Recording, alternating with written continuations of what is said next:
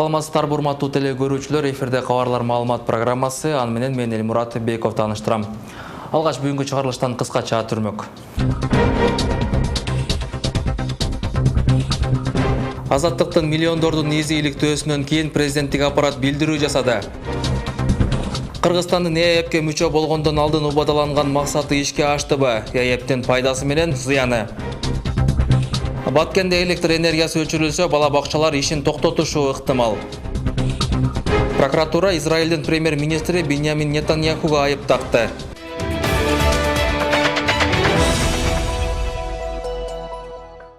Жакында эле Стамбул шаарында киши колду болгон уйгур тектүү Айыркен Саймаитинин өлүмү боюнча Азаттык радиосу жана Клоп медиа кеңири баяндалган иликтөөсүн жарыялады. Анда Саймаитинин өлүмү боюнча бир катар жаңы жагдайлар айтылат. Эң негизгиси, Азаттык басылмасы буга чейин жарыялаган миллиондордун изи иликтөөсүндөгү документтерди маркум Айыркен Саймаити өзү бергенин билдиришкен. Ошондой эле иликтөөгө Саймаити менен болгон видео чалуу да кошулган. Мындан сырткары Саймаити Азаттыктын иликтөөсүнө көмөктөшүү максатында дагы башка документтерди бермекчи болгонун да көрүүгө болот. Кыргыз бийлигиндеги бир канча жогорку даражадагы чиновниктердин аты, ысымы аталган бул иликтөөнүн кыргыз тилиндеги варианты Азаттыктын басылмасынын сайтында жарыяланды. Азаттык басылмасы жарыялаган иликтөөдө Кыргызстандын көмүскө экономикасынын өзөгүн түптөдү делген кытайлык уйгур тектөө Хабибулла Абдукадырдын президент Сооронбай Жээнбековдун инаугурациясында тартылган сүрөтү социалдык тармактарда кызуу талкуу жаратууда. Анда социалдык тармактын колдонуучулары бул уйгур тектөө кытайлык ишкер инаугурацияга кандай максат менен чакырылган деп кызуу талкуу жаратууда. Президенттин аппаратынын маалыматтык саясат бөлүмүнүн башчысы Толгонай Стамалиева Азаттык иликтөөсүнө аты аталган Хабибулла Абдукадыр менен президент Сооронбай Жээнбековдун бизнес долбоору болбогонун жана жок экенин билдирди.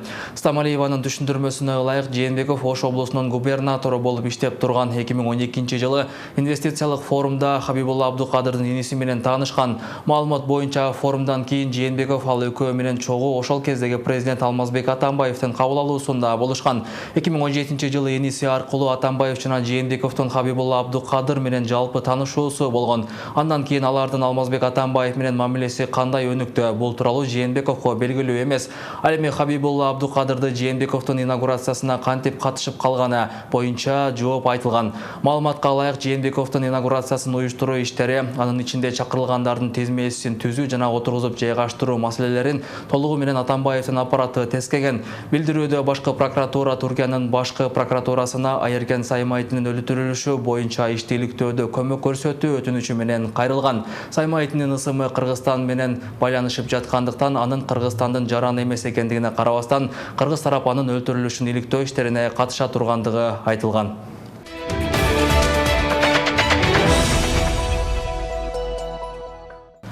Президент Сооронбай Жээнбеков бүгүн 22 ноябрда Кыргыз прокуратурасынын 95 жылдыгына карата өткөн иш-чарага катышып, жарандардын укуктарын коргоо прокуратура органдарынын түздөн-түз милдети экенин белгиледи. Президенттин айтымында прокуратуранын иши жакшырмайынча жалпы сот өндүрүшү да оңолбойт. Соттук укуктук реформаны ишке ашыруу соттордун же прокуратуралардын эле ведомстволук иши эмес, жалпы бул мамлекеттик иш. Ошондой эле тергөөчүлөр тарабынан создуктурулуп жаткан иштер боюнча жарандардын көптөгөн наразычылыгына көңүл бурду. Бул прокурорлор тарабынан көзөмөлдүн жоктугунан болуп жатат. Ошондуктан сотко чейинки өндүрүштө мыйзамдуулуктун кынтыксыз сакталышына көзөмөл жүргүзүүгө өзгөчө көңүл буруу керек. Соттук өндүрүштө мамлекеттик айыпты колдоонун сапатын жогорулатуу зарыл. Ошондой эле соттук иштерди кароону негизсиз создуктуруу менен жарандардын укуктарын бузуу фактыларын жоюу талап кылынат деп белгиледи Сооронбай Жээнбеков.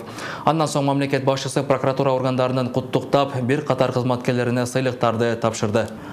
Өкмөттүк комиссия тарабынан жактырылган 30 долбоор баарынан биринчи аймактарды өнүктүрүүгө салым кошуусу керек. Бул тууралуу Кыргыз Республикасынын премьер-министри Мухаммедкалый Абылгазиев инвестициялык бизнес долбоорлорду, инфраструктуралык долбоорлорду жана өнүктүрүү программаларын тандоо боюнча комиссия тарабынан жактырылган долбоорлорду талкуулоо боюнча өткөн жыйында билдирди. Анын айтымында бүгүнкү күндө ар кандай фонддор, аймактарды өнүктүрүү фонду, Россия Кыргыз өнүктүрүү фонду, айыл чарбасын каржылоо 7 программасы бар. Central Gold менен түзүлгөн келишимдин алкагында кошумча каражаттарды алынып, мунун баары аймактарды өнүктүрүү долбоорлоруна багытталат. Тарыхта биринчи жолу бюджеттен бизнесте колдоо, жаңы жумуш орундарын түзүүгө түрткү берүү аркылуу аймактарды өнүктүрүүгө каражат бөлүнүүдө. Негизинен аймактардан 94 бизнес долбоор түшкөн, алардын ичинде комиссия тарабынан 538,3 миллион сом суммасына 30 жактырылган. Кыргызстан Евразия экономикалык биримдигине кошулгандагы максат ишке ашкан жок. Буга бир эле автоунааларга бажы төлөмдөрүнүн өсүп жатышы себеп. Мурунку президент Алмазбек Атамбаев экономикага жагынан биримдикке мүчө болуу зарыл, өсүү болот деп билдирген эле. А бирок 2015-2018 жылдарга чейин автомашиналар биримдиги алкагында төлөмдөр менен ташылып, үчүнчү мамлекеттен унааларды алып кирүү кескен кыскарды жана мунун айынан казына өскөргөн. Эми болсо биримдиктен комиссиясы бажы төлөмдөрүнө жеңилдикти узартуу сунушун четке кагып отурат. Акыркы 4 жылда түрдүү өзгөрүүгө дуушар болгон төлөмдүн оң терс жагдайына кененирээк кабарчыбыз токтолот. Евразия экономикалык биримдигинин кеңеши автоунааларга болгон бажы төлөмдөрүнө жеңилдик берүү сунушун 2 күн мурун колдогон эмес. Эми келерки жылдан ЕЭПтен тышкаркы өлкөлөрдөн автомашина алып келүүдө бажы төлөмү 10 эсеге чейин көтөрүлө турган болууда. Мында эреже жаңы унааларды ташып келүүнү басаңдатып, базарларды эскилери каптайт дешет талдоочулар. Биздин карапайым эл бүгүнкү күнгө чейин жаңы автоунаа сатып ала элек. Бүгүнкү күндө Оштун базарын, ошол эле Бишкектеги чоң базарларды көрсөң деле бүт $2000 үчүн $4-5 тегерегиндеги эски автоунаалар сатылып атат. Эми айла жок, биздин элдерибиз Россиянын автоунааларын минип калышы мүмкүн. Автоунаа ташып келүүчүлөр Россия Федерациясынан келтирилген унаалардын баасы арзан болгону менен техникалык абалы начар экенин айтышууда. Көбүнесе Кыргызстанга Жигули, Nexia, Matiz үлгүсүндөгү автоунаалар өтөт. Бирок басымдуусуну түйүп чирип, кайра эле ремонтко каражат сарптоого туура келет. Эми азыр Жигулилер келет, баягы Ладалар келет, улар астылары чыжган болот да, немелери заңдап калат да, полный келгенден ар жактан эми карап эми таза машиналар ham болот. Карап муну акчасы кымбатыраак болот да, таза машиналар ham келет өзү. Карасаңыз акчасы кымбатыраак. Наркыларды эми келгенден кийин уну тайын полный неме кылыш керек да. Ремонт кылышып, уну неме кылыш керек. Тайларын тазалап туруп, чырган келет, уну ремонт кылып, краскалаш керек.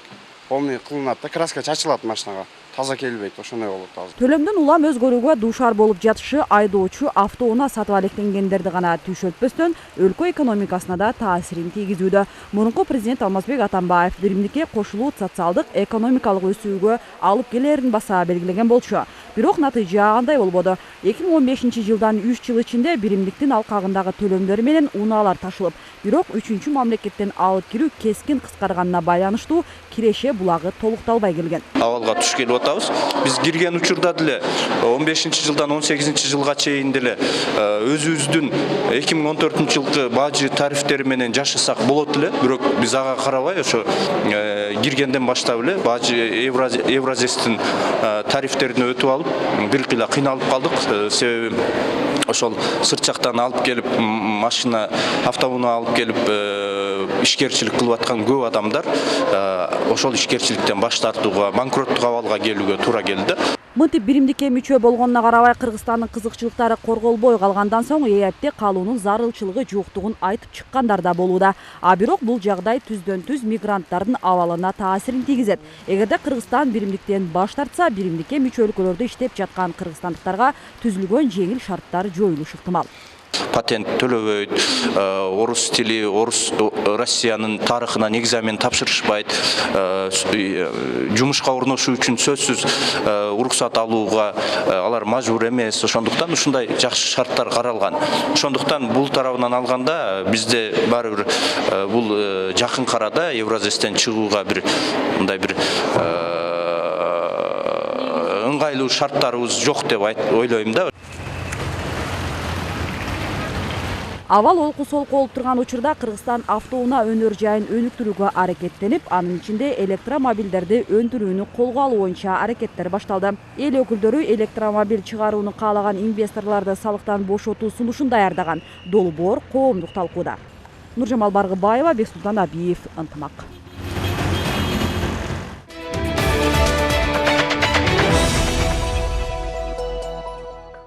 Баткен шаарында электр энергиясы өчүрүлсө, бала бакчалар ишин токтотушу ыктымал. Анткени жылытуу системасы электр энергиясына көз каранды. Андыктан Баткен электр тармактар ишканасы авариялык өчүрүүлөр болсо, ар бир ишканада запастагы ток берүүчү атайын каражаттары болушу керек деген маалымдашты. А бирок мындай мүмкүнчүлүгү жок бала бакчалар абалдан кантип чыгышат? Кененирээк Баткенден Аскар Баймуратов айтып берет. Баткенде электриктер тарабынан кышка карата ар бир социалдык объектилер кошумча авариялык жарык берүүчү жабдыктарды алуу боюнча эскертүүлөр берилген. Анткени кычырган кышта авариялык өчүрүүлөр болуп калышы ыктымал. Албетте сөзсүз болуш керек. Биз буларга эскертүүлөр технология алып аткан мезгилде буларга технология 12 пунктунда көрсөтүлгөн установить дизельный агрегат деп. Ар бир ишканада болуш керек бул агрегаттар. 3 категорияда турган ишканалардын ар бир мекеме ишканалары. Мамлекеттик мекемелерге бул эскертүү жаңылык болду. Анткени буга чейин жарыктан чектөө болбоптур. Маселен, Баткен шаарындагы Өргүзар балдар бакчасы кулактандырууну аткарууга даяр эмес. Буга себеп кошумча ток берүүчү каражат жоктугунда. Балдарды кабыл алабыз, кээ бир учурда тамакты мындай сыртта немебиз бар, ашканабыз. Сырткы ашканада даярдап беребиз, ошо толук батарейка электрический бен плиталар менен жылытылат да баардык тайпалар. Баткендеги бакчалардын дагы бири Алтын Бешик бала бакчасы. Бул мекемеде жылытуу системасы электр энергиясына байланыштуу. Ошондуктан жарык өчүрүлгөндө бакча ишин токтотот. Бирок атайын ошол плановый өчүрүүлөр болгон учурда атайын бизге рейс тарабынан кат жүзүндө кайрылуулар болот. Эртең электр энергиясы болбойт деп ошол негизде анан биз ошол ата-энелер менен байланыштырып бала бакчанын иштебегендиги тууралуу маалыматтар каттабыз. Ал эми Баткен шаардык билим берүү бөлүмүнүн башчысы электр тармактар ишканасынын берген эскертүүсүн билбегенин айтат. Көп жылдык ишмердүүлүгүндө мындай маселе болбогонун кошумчалады. Эми бул боюнча мен маалыматым жок.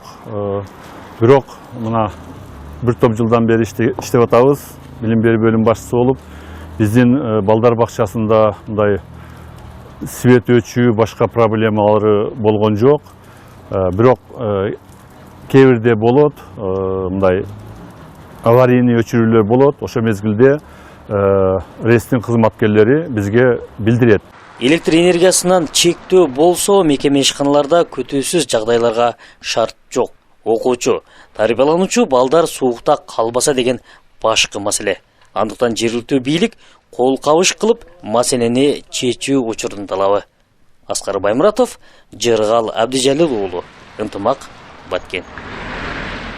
Борбор кала Бишкек шаарындагы тест татым тамактануучу жайлардын бириндеги жарылуу адам өлүмү менен коштолду.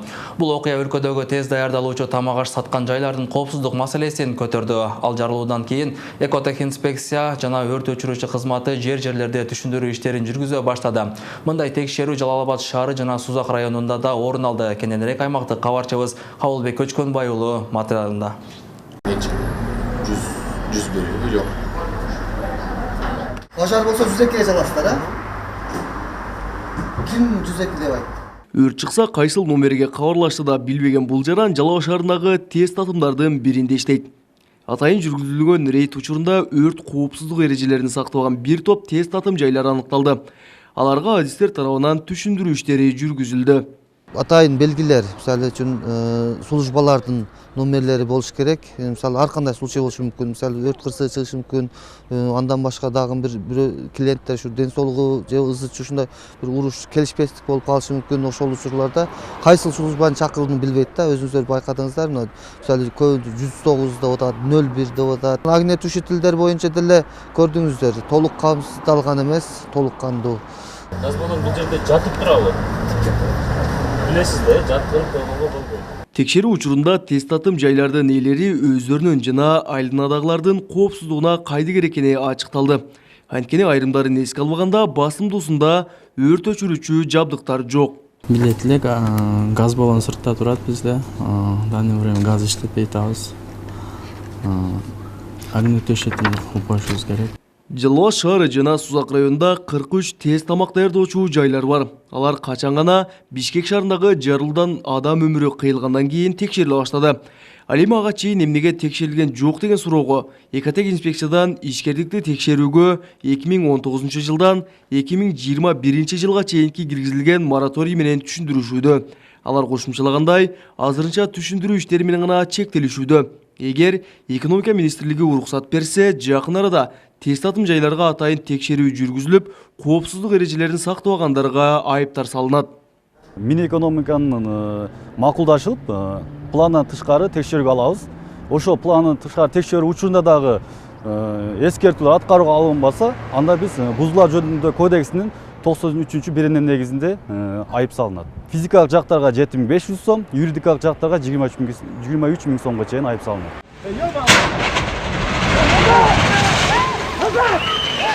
Эске салсак, Бишкекте 8 ноябрда Антошка тест тамак даярдоочу жайында жарылуудан өрт чыккан.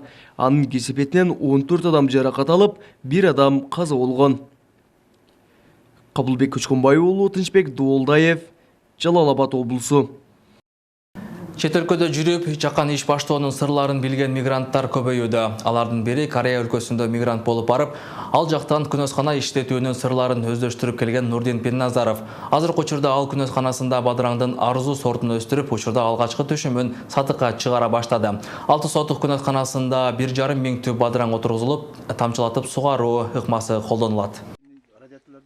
Нурдин Пинназаров буга чейин эл катары эле чет өлкөдө мигрант болуп эмгектенген. 3 жыл мурун өз мекенине кайтып күнөскана иштетүүнү туура көргөн. Суук түшкөн мезгилде элдин дасторконун помидор, бадыраң менен камсыз кылып турган жеке ишкер бул тармак мээнет кылсаң мол киреше берерин айтат. 2012 баргам Кореяга, ошо 4 жыл 5 жыл жүрүп келдим Кореяда. Ошол жакта көрүп жүрдүк, бир ай иштедик да эмедечи, күнөсканада. 1-2 ай иштедик. Ошондо көрүп кичине кызыкты мага. Өтө кирешелүү экен да. Ошо келип ниет кылып койдум да, ачам буюрса Кыргызстанга депчи. Ошо келип ачтык азыр. Чет жакка чыгып барып, ошол жакта өз Кыргызстанда иштесе да болот экен, ачса болот, теплисе дагычы. Ачам дегендерге жакшы неме кылса болот. Иштесе болот, ачып иштесе болот. Миграцияда жүрүп таасир алган каарманыбыз күнөскананын чатырын алыскы Кореядан алып келген. Аны менен катар эле өзгөчө жылытуу системасын орноткон. Күнөсканада жылуулук бирдей сакталуусу үчүн түнү менен кирпик какпай байкосо алып турат. Мындай аракет көрбөсө кирешеден кол жууп калышы ыктымал. Жылытууда биз ичи отопление кылганбыз. Ошо ичинде түнү 15 градус болуш керек экен. 15тен түшпөш керек. Анан күндүз 30га чейин болуш керек. Өтө ысып кетсе да болбойт экен. Ошого түнү 15 градус кармап атабыз, от жагабыз да түнү менен уктабай. Анан биякта отопление бар, биякта вентилятор койгон буякта. Астынан топлив таштаганбыз мону система кылыпчы. Тамыры жылуу болсо жакшы жүрөт экен депчи. Күнөскана куруу иштетүү Баткен районунун аймагында 2014 жылдан баштап колго алына баштаган.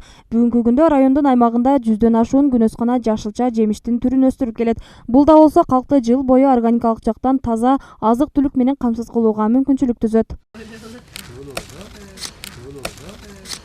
Адамдар теплицадагы жанагы эмелерди, жашылча жемиштерди базардан сатып алат. Көбүнчө импортный, жанагы негизинен Кытайдан, Турциядан, Өзбекстан, Тажикстандан келген бадыраң, помидорду сатып алып турушкан. 2015 жылдан бул жагага бизде азыркы күндө 107 күнөсканабыз бар.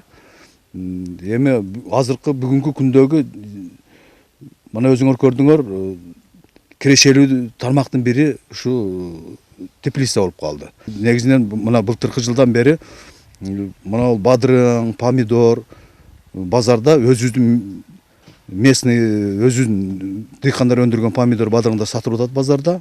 Соңку убакта өлкөдө күнөскана иштетүүгө кызыккандардын саны көбөйүүдө. Чаккан күнөсканадан түшкөн каражат кризис шартында үй бүлөлүк бюджетке кошумча киреше алып келген жакшы бизнес болууда. Ошондой эле аталган бизнес акча аз жумшап мол киреше табууга жакшы мүмкүнчүлүктү берет.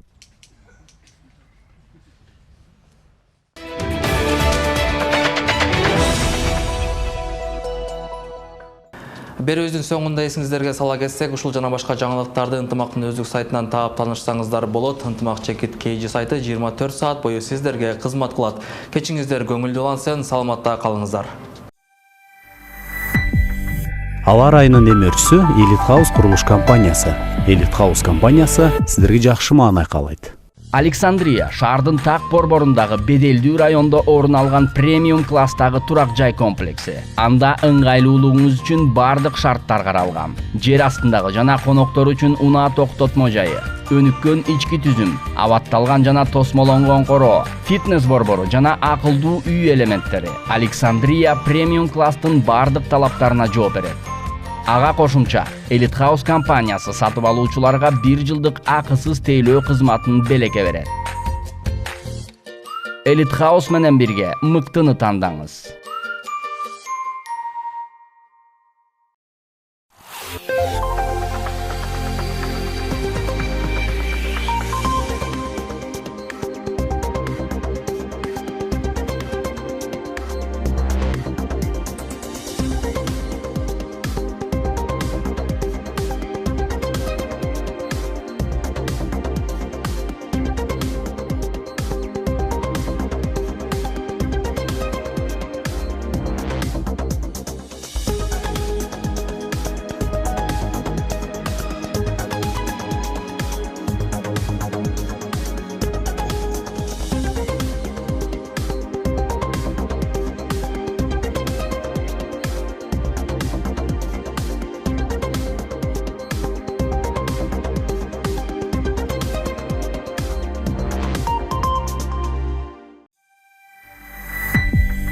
Аба ырайынын демөөрчүсү Elite House курулуш компаниясы.